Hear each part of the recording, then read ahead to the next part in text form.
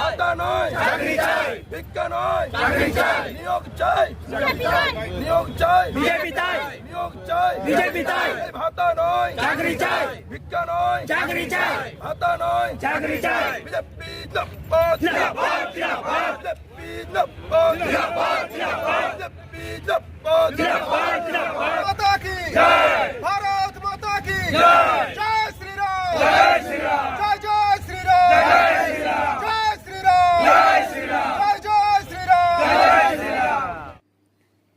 বেকার ছেলেদের চাকরির দাবিতে ও কলকারখানার দাবিতে 2026 সালের বিধানসভা নির্বাচনে তৃণমূলকে বিসর্জন দেওয়ার ডাক দিয়ে বিজেপির শুরু হয়েছে পরিবর্তন যাত্রা। যুব শক্তিকে আরো বেশি করে শক্তি বাড়ানোর লক্ষ্যে এবং যুবকদের জীবন জীবিকার লক্ষ্যে এই পরিবর্তন যাত্রার পূর্বেই পুরুলিয়া জেলার নিতুরিয়ার পারবেলিয়া থেকে শুরু করে রঘুনাথপুর নতুন বাসস্ট্যান্ড পর্যন্ত প্রায় 27 কিলোমিটার দীর্ঘ একটি বাইক র্যালি করা হয়।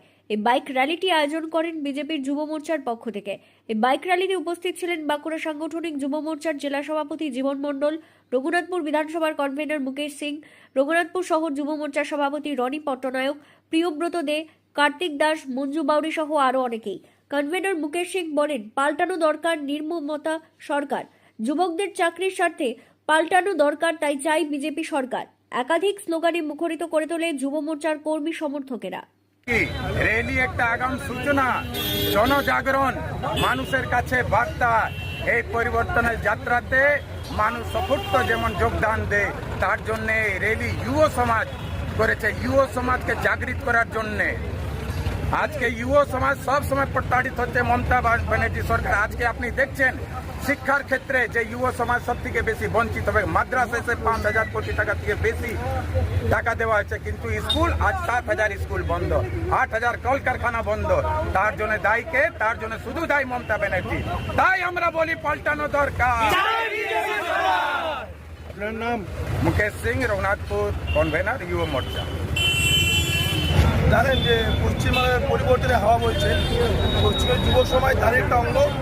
আমাদের ভারতীয় জনতা পার্টি পশ্চিমবঙ্গ জুড়ে পরিবর্তনের যাত্রা শুরু হয়েছে।